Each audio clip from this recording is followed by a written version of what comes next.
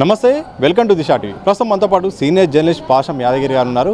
3-4 అంశాలు ప్రధానంగా రాష్ట్ర దేశవ్యాప్తంగా చర్చకు కొనసాగుతుంది. ఒకటి నీట్ విషయం అయితే, మరోవైపు బొగ్గు వేలంపాట గురించి నడుస్తుంది. ఇలా విద్యుత్ కొనుగోలు అంశం రాష్ట్రం నడుస్తుంది. ఈ అంశాలపై మాట్లాడదాం. ప్రధానంగా రాష్ట్రంలో విద్యుత్ కొనుగోలు విషయంలో గత సర్కారు అభ్యంతర తప్పులు జరిగింది, అవినీతి జరిగింది, లెక్క కంటే ఎక్కువ కూడా కట్టింది, నష్టానికి గురి చేసిందనే ఒక వాదన. కమిటీ కూడా విచారణ జరుగుతుంది. మీకున్న సమాచారాన్ని ఏం చెప్పాల్సి? అసలు పవర్ పర్చేజ్ అగ్రిమెంట్స్ PPA అంటే తప్పది. ఇతర రాష్ట్రాల నుంచి కరెంట్ ఎందుకు కొంటున్నారు మీరు? మీకు ఇక్కడ బోల్డ్ అంత అవకాశాలు ఉన్నాయి. తెలంగాణలో జల విద్యుత్ శక్తికి అవకాశం ఉంది, అది చేయలేదు. కావాలని కేసీఆర్ చేసింది అవినీతి. అసలు మీరు సోలార్ పవర్ తయారు చేయొచ్చు. విండ్ మిల్, చాలా విండ్ మిల్, పెద్ద పెద్ద కొండలు, దక్కన్ పీఠములు చాలా ఎత్తైన ప్రదేశం కదా, కొండలను కొట్టేసారు. కొండల మీద పవర్ మిల్స్, విండ్ మిల్స్ పెడితే బోల్డ్ అంత విద్యుత్ శక్తి తయారవుతుంది. అది ఎందుకు చేయలేదు? ప్రకృతిని నాశనం చేయకుండా విద్యుత్ శక్తి తయారు చేసే అవకాశాలు ఉన్నప్పుడు అది చేయకుండా ఇతర రాష్ట్రాల నుంచి కొనుగోలు చేసింది, ఛత్తీస్గఢ్ నుంచి కొనుగోలు చేసింది. అదంతా అవినీతే. అసలు కొన్నది ఎంత? 10 యూనిట్లు కొంటే 100 యూనిట్లు అని రాసినారు ఒకటి. తర్వాత అంతంత కొనాల్సింది అంత, ఆడ ఉత్పత్తి అయ్యేది ఎంత, దానికి ఉత్పత్తికి అయ్యే ఖర్చు ఎంత, నువ్వు కొన్నది ఎంత? 10 రెట్లు ఎక్కువ పెట్టి కొన్నారు. విద్యుత్ ఉత్పత్తి వ్యయం కంటే 10 రెట్లు ఎక్కువ కొంటారా? తర్వాత మీరు కొన్నదానికంటే 10 రెట్లు ఎక్కువ చూపిస్తారా? అంటే 100 రెట్లు ఎక్కువ అయింది. ఇది పెద్ద అవినీతి. మరి ఢిల్లీలో కూర్చున్న వాళ్ళు ఏం చేశారు? వాళ్ళు ఇతర రాజకీయ పార్టీలు ఏం చేశారు?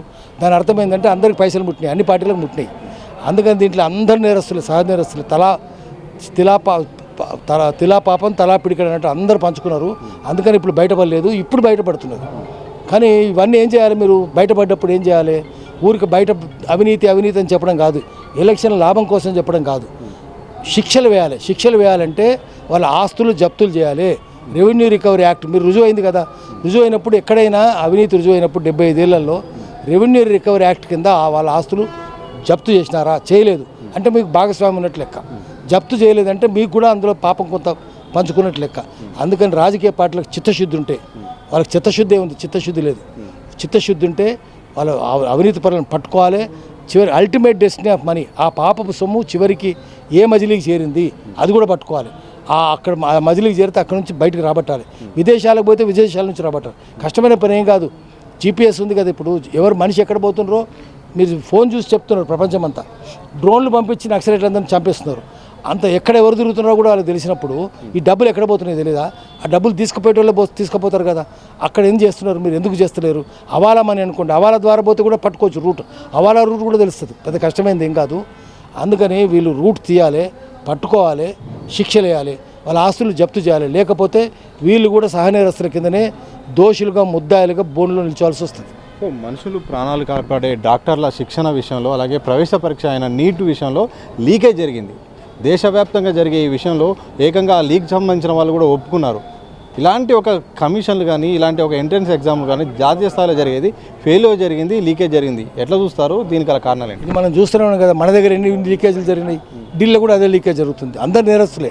ఇక్కడ అన్ని బయట మనం ఒక్కటి కాదు, మళ్ళీ ఇంటర్మీడియట్ ఎగ్జామ్స్, ఆ ఎగ్జామ్స్, ఈ ఎగ్జామ్స్ లీక్ అయినాయి. ఇప్పుడు నీట్ విషయంలో కూడా లీక్ అయింది. నిజానికి దీనివల్ల ఏమైందంటే క్వాక్స్ తయారవుతారు. క్వాకరీ అంటేనే మెరిట్ లేనివాడు డాక్టర్ రావడం. అసలు ఫస్ట్ ప్రైవేట్ మెడికల్ కాలేజీలను బంద్ చేయాలి చేస్తే, ఎందుకంటే అది అవినీతి. ఫస్ట్ ప్రైవేట్ మెడికల్ కాలేజ్ ఎవడు చేరుతాడు? మెరిట్ లేనివాడు చేరుతాడు. క్యాపిటేషన్ ఫీ అంటే లంచం ఇచ్చి చేరుతాడు ఒకటి. రెండవది, వానికి 5 ఏళ్ళు అనాటమీ క్లాస్ ఉంటుంది. ఎందుకు ఉంటుందంటే శవం ఏదైనా ఉంటే ఆ శవం గవర్నమెంట్ హాస్పిటల్ పోతుంది, పంచనామా అయినాక అది గవర్నమెంట్ మెడికల్ కాలేజీకి పోతుంది. అక్కడ అనాటమీ ఉంటుంది, ప్రైవేట్కి పోవు. సో 5 ఏళ్ళు వానికి శవమే దొరకదు, అనాటమే ఉండదు, వానికి ప్రాక్టికల్ క్లాసే లేదు, ఏముంటాడు వాడు? ఒకటి. తర్వాత ప్రైవేట్ కాలేజీలు, హాస్పిటల్ కూడా బంద్ చేయాలి. గవర్నమెంట్ ఆసుపత్రులు ఉండాలి. కాలేజీలు కానీ, మెడికల్ కాలేజీలు కానీ, ఆసుపత్రులు కానీ ప్రైవేట్ రంగంలో ఉండడానికి వీల్లేదు, ప్రభుత్వ రంగంలోనే ఉండాలి. తర్వాత అంత ఉచితంగా ఉండాలి. అమెరికాలోనేమో ఇన్సూరెన్స్ ఉంది. ఇన్సూరెన్స్ ఉంటే వైద్యం అంతా బీమా ద్వారా జరుగుతుంది. ఇంగ్లాండ్లోనేమో ఎంత కోటీశ్వరులైనా సరే ప్రభుత్వమే, పేదోడైనా కోటీశ్వరుడైనా అటు వెల్ఫేర్ స్టేటు, అక్కడ ప్రభుత్వమే భరిస్తుంది. ఇండియాలో ప్రభుత్వం భరించదు, ఇన్సూరెన్స్ లేదు. మళ్ళీ వాళ్ళ దయాదక్షిణలకు వదిలేస్తారు కార్పొరేట్ కంపెనీలు. వాళ్ళు రాక్షసులాగా ఉంటారు. కార్పొరేట్ కాలేజీలు, కార్పొరేట్ హాస్పిటళ్ళు రెండు ఉండొద్దు, రద్దు చేస్తేనే ఈ అవినీతి ఆగుతుంది, లేకపోతే అవినీతి కొనసాగుతూనే ఉంటుంది. సో ఇక సింగరేణి వేలం గురించి కూడా ప్రధానంగా చర్చ జరుగుతుంది. ప్రైవేటీకరణ చేయబోతుంది. ఇక బొగ్గు గనులు అంటూ గతంలో ప్రైవేటీకరణ జోలికే పోమని చెప్పి ఇప్పుడు మాత్రం కేంద్రం ఆ విధంగా నిర్ణయం తీసుకోబోతుంది. ఈ బొగ్గు గనుల వేలం ఎంతవరకు కరెక్టు, ఇలా జరగాల్సిన అవసరం ఉందా, ప్రైవేటీకరణ అనే అంశంపై ఎట్లా చూస్తారు? మనం ఏదైనా మూలాలకు పోవాలి. ప్రైవేటీకరణ తప్పే, కానీ సింగరేణి కాలేజీకి ఏమైంది? అప్పుడు ఓపెన్ కాస్ట్ ఎవరు చేసినా సరే, కాంగ్రెస్ చేసినా టీఆర్ఎస్ చేసినా ఎవరు చేసినా ఓపెన్ కాస్ట్ అయితే తరిమేస్తున్నారు. తర్వాత యాంత్రికీకరణ జరిగిన తర్వాత రోజు రోజుకి ఉద్యోగాలు పడిపోతున్నాయి. 1,20,000 ఉద్యోగాలు 60,000కి వచ్చినాయి. రేపు అంత యంత్రాలు చేస్తాయి, పెద్ద పెద్ద డ్రాగ్ లైన్లు వచ్చేస్తాయి, పృథ్వీ భంజనలు వచ్చేస్తాయి, రావు. అన్నిటికంటే ముఖ్యం బొగ్గు కాల్చొద్దు, ఫాసిల్ ఫ్యూయల్ బయటికి తీయద్దు, భూగర్భం నుంచి ఏ ఇంధన వనరులైనా బయటికి తీయద్దు, పెట్రోల్ తీయద్దు, డీజిల్ తీయద్దు. దానివల్ల ఏమైతే 2050 నాటికి మొత్తం భూమి మునిగిపోద్దని చెప్తున్నారు. 2050 కాదు 2040 అంటున్నారు. అంటే ఇంకా 15 ఏళ్ళే, ఇంకా 25 ఏళ్ళు కాదు. దానివల్ల ఇప్పటికే బొగ్గు ఉత్పత్తి చేయొద్దు, బొగ్గు వినియోగించొద్దు, బొగ్గు కాల్చొద్దు అని ప్యారిస్లో అగ్రిమెంట్ జరిగింది. దాంట్లో భారతదేశం సంతకం పెట్టింది. నువ్వు బొగ్గు కాల్చొద్దని చెప్పి, ఫాసిల్ ఫ్యూయల్ను ఉత్పత్తి చేయొద్దు, వాటిని వినియోగించొద్దు అని చెప్పి మీరు సంతకం పెట్టి దానికి భిన్నంగా ఎట్లా చేస్తారు? అది కాంగ్రెస్ గవర్నమెంట్ కావచ్చు, బీజేపీ గవర్నమెంట్ కావచ్చు. ప్యారిస్ ఒప్పందానికి కట్టుబడి ఉండాలి కదా. దాని ప్రకారం మీరు ఉత్పత్తి చేయదు కదా, మొత్తం మునిగిపోద్ది. క్లైమేట్ చేంజ్ అవుతుంది కదా. క్లైమేట్ చేంజ్లు ఏమైంది చూసినాం కదా.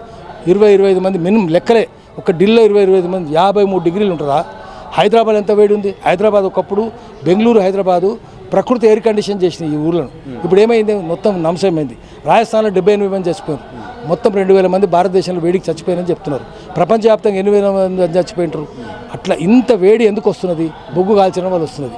డీజిల్ కాల్చడం, పెట్రోల్ కాల్చడం, ఉత్పత్తి ఆపేయాలని చెప్తున్నారు. ప్రపంచవ్యాప్తంగా పర్యావరణవేత్తలు నెత్తి నోరు మొత్తుకుంటున్నారు. అయినా ప్రభుత్వాలు ఇంటలేవు. ఇది కోల్ మాఫియా ఒకటి ఉంది దేశంలో. ఆ కోల్ మాఫియాని చేస్తుంది. అందరూ కోల్ మాఫియాకు బానిసలే. అది బీజేపీ కావచ్చు, టీఆర్ఎస్ కావచ్చు, కాంగ్రెస్ కావచ్చు. అందుకని కోల్ మాఫియా భరతం కూడా పట్టాలి. ఒక్కొక్క చోట శ్రావణపల్లి ఇప్పుడు వేలం వేస్తున్నారు. శ్రావణపల్లి, మామిడిగట్టు ఆ ప్రాంతాలు ఏమైతే, మంచిర్యాల ప్రాంతం ఏమవుతుంది? మొత్తం నాశనం అవుతుంది. గోదావరి కటుపక్క ఇటుపక్క బొగ్గున్నది. ఎందుకంటే ఎప్పుడో ఒక 2 కోట్ల సంవత్సరాల కింద భూకంపం వచ్చి అడవులని లోపలి పోయి అప్పుడు 1000-2000 మీటర్లు పెరిగాయి. అవి చెట్లు లోపలి పోయి అవి వేడికి బొగ్గుగా మారిపోయినాయి. ఫాసిల్ ఫ్యూయల్ అంటారు దాన్ని. అవి బయటికి తీయొద్దని చెప్తూనే ఉన్నారు. ఏమవుతుంది? ఓపెన్ కాస్ట్ చూద్దాం. ఒక మేడిగడ్డ పోదాం, గోదావరి కానీ పక్కనే ఉంటుంది. అక్కడ పోయి చూద్దాం. 30 ఊర్లు పోయినాయి అక్కడ దాని కింద. 30 ఊర్లు పోతే 30 ఊర్లలో ఒక్కరి న్యాయపేస నష్టపరిహారమే లేదు. వాళ్ళు ఎక్కడ పోయి బతకాలి? అటుపక్క గోదావరికి అటుపక్క రామారావుపేట, సింగాపురం, ఇందారం 3, ఇంకా అవతల కూడా వచ్చేసినాయి. మామిడిగట్టు, శ్రావణపల్లి ఉన్నాయి. ఆ ఊర్లన్నీ పోతున్నాయి. గోదావరికి అటుపక్క ఇటుపక్క ఆదిలాబాదు, కరీంనగర్, వరంగల్ జిల్లాలు, భూపాలపల్లి కూడా అదే పరిస్థితి. కాశంపల్లి, గడిగానిపల్లి ఆ ఊర్లన్నీ నాశనమైనాయి. ఇట్లా పోతే ఒకటి లోతు తవ్వితే కిందికి పోయినా కొద్దీ బొగ్గు తీయాలంటే గట్టి పడుతుంది. అది రాయి కింద గట్టి పడ్డట్టు పడితే 100 టన్నుల ఎక్స్ప్లోజివ్స్ పెట్టి పేల్చేస్తున్నారు. పేలిస్తే ఆ చుట్టుపక్కల 20-30 కిలోమీటర్ల దూరం ఓపెన్ కాస్ట్కు ఇళ్ళని, ఊర్లలో అన్ని ఇళ్ళకి నెరలు బాస్తున్నాయి. ఒకటి తర్వాత 20 మీటర్ల దాకా మట్టే ఉంటుంది. ఆ మట్టి తవ్వి కుట్టలకు పేరుస్తున్నారు.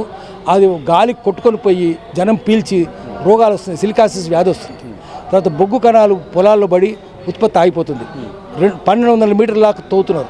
అంత లోతు తవ్వితే నీళ్లు ఊరుతున్నాయి. నీళ్ళన్నీ తోడి గోదావరిలో వేస్తున్నారు. గోదావరి నీళ్ళు కలుషితమవుతున్నాయి.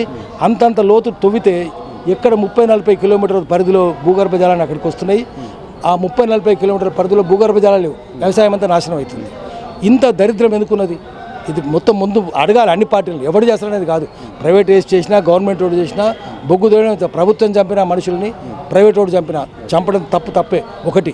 తర్వాత ఈ అన్ని పార్టీలు ఏం చేస్తున్నాయంటే, అన్ని పార్టీల ప్రభుత్వాలు పీపీపీ అంటున్నారు. అంటే పబ్లిక్ ప్రైవేట్ పార్ట్నర్షిప్ అని. అది పీపీపీ కాదు, పీపీపీపీ అంటే public property for private profits. అంటే ప్రజల సొమ్ము ప్రభుత్వం సొమ్ము కాదు. పబ్లిక్ ప్రాపర్టీ అంటే ప్రజల సొమ్ము ప్రైవేట్ లాభాల కోసం. మొత్తం పీపీ అయిపోయింది. ఇది అవినీతి. ఇది అన్ని పార్టీలు దీంట్లో ముద్దాయిలే. అన్ని రాజకీయ పార్టీలు సహనేరస్తులే. అందుకని ముందు ప్రకృతి సోయి రావాలి. అన్ని పార్టీలకు ప్రకృతి సోయి రావాలి.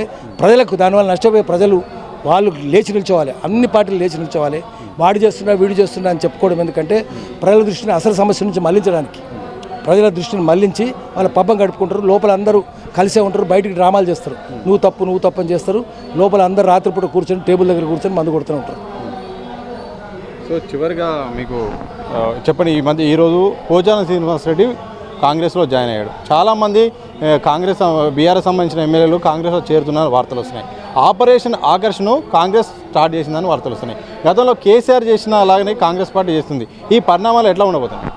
అవేమి చెట్టు మీద కోతులు కదా, వాళ్ళు ఎమ్మెల్యేలు వాళ్ళు. ఇప్పుడు బండారు లక్ష్మారెడ్డి కూడా పోయిండట, ఉప్పల్ ఎమ్మెల్యే. పోచారం పోయిండు, అందరు పోతున్నారు. ఏ కొమ్మ మీద పండు ఉంటే ఆ కొమ్మది కోతులు వాళ్తాయి. జిదర్ హరి ఉదర్ చెరి, ఎక్కడ పచ్చకుంటే అక్కడ పశువులు మేస్తాయి. పశువులు లాంటి వాళ్ళే కదా, చూస్తున్నాం కదా. ఎవడు పోయిండు ఆఖరికి బీజేపీ వాళ్ళు నీతులు చెప్పుకునే వాళ్ళు కూడా మనం చూసినాం. ఒకరొకరిని అందరినీ సుజనా చౌదరి మారిషస్ బ్యాంకును ముంచినోండి తీసుకొచ్చి పెట్టుకున్నారు, సీఎం రమేష్ని పెట్టుకున్నారు. అన్ని పార్టీలు అట్లనే పెట్టుకుంటాయి. అటు నుంచి ఇటు నుంచి అటు పోవడం మామూలే. అరే అందుకనే ఆయారాం గయారాం ఇప్పటి నుంచి లేదు కదా, ఎప్పటి నుంచో ఉంది ఆ మాట. 50 ఏళ్ళ నుంచి ఉన్నది. అన్ని రాజకీయ పార్టీలు సిద్ధాంతం లేదు కదా, సిద్ధాంతం ఉంటే దానికి కట్టుబడి ఉంటారు. ఏ పార్టీకి సిద్ధాంతం ఉంది?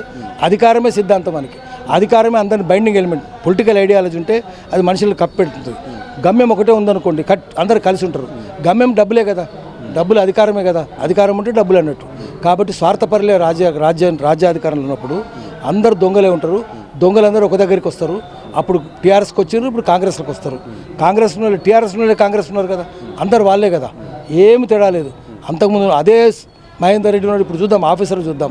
అదే జయేష్ రంజన్, అదే నవీన్ బిట్టర్, అదే స్మితా సబ్రవాల్ ఉంది, అందరు వాళ్ళే. అదే మళ్ళీ తుమ్మల నాగేశ్వరరావు, అదే పొంగులేటి, అదే రంజిత్ రెడ్డి, మనకు అదే దానం నాగేందర్, అదే మైనంపల్లి, ఇది అంత వాళ్ళే కదా, ఏం తేడా ఉంది? ఇటు నుంచి అటు నుంచి ఇటు మామూలే. ఇది కోతులు కదా, ఈ కొమ్మ నుంచి ఆ కొమ్మిదికి, ఆ కొమ్మ నుంచి ఈ కొమ్మిదికి. కొత్త ఏం కాదు, ఇది ఎప్పటి నుంచో జరుగుతుంది. అందుకని ఏంటంటే ప్రతిరోజు జరిగే ఇది ఆ తమాషా, ఇది ప్రతిరోజు జరిగే తమాషా. దానికి పెద్ద వ్యాఖ్యానాలు అవసరం లేదు. ప్రతిరోజు జరిగేదే, ఇప్పుడు కొత్త జరుగుతున్నది ఏం కాదు. Thank you very much sir. ఇది మొత్తంగా సీనియర్ జర్నలిస్ట్ పాషం యాదగిరి గారు అంటున్నారు, రాజకీయ నాయకులంతా ఒకటే, అన్ని పార్టీలు కూడా ఒకటే. ఒకప్పుడు సిద్ధాంతాలు ఉన్నాయి, ఇప్పుడు సిద్ధాంతాలు లేకపోవడం వల్ల ఒక పార్టీ నుండి మరో పార్టీ జాయిన్ అయ్యే పరిస్థితులు కనిపిస్తున్నాయి. మరైపు విద్యుత్ కొనుగోలు విషయంలో కేసీఆర్ మాత్రం అవినీతికి పాల్పడ్డాడు. ఎందుకంటే అక్కడ చూస్తే ఆ లెక్కలు కనుక చూస్తే అర్థమవుతుంది. ఇవాళ నీట్ విషయంలో మాత్రం కేంద్ర ప్రభుత్వ తీరు సరిగ్గా లేదు. ఇలాంటి వల్ల ఎంతోమంది డాక్టర్లు కూడా ఇబ్బంది అయ్యే పరిస్థితి ఉంటుంది. ఓపెన్ కాస్ట్ అనేది సరైన సిద్ధాంతం కాదు. అసలు ఈ ఓపెన్ కాస్ట్ వల్ల ప్రకృతి మొత్తము ఆగమయ్యే అవకాశం ఉంటుంది. కాబట్టి ఇలాంటి అసలు ఓపెన్ కాస్ట్, ఈ బొగ్గు వేలాలనే జోలికి పోకుండా సహజ సిద్ధంగా విద్యుత్తును తయారు చేసే అంశాలపై ఆలోచిస్తే బాగుంటుందని కూడా పాషం యాదగిరి అంటున్న సందర్భం చూడొచ్చు. కెనపై సమస్వంతం సత్య దిశాటి హైదరాబాద్.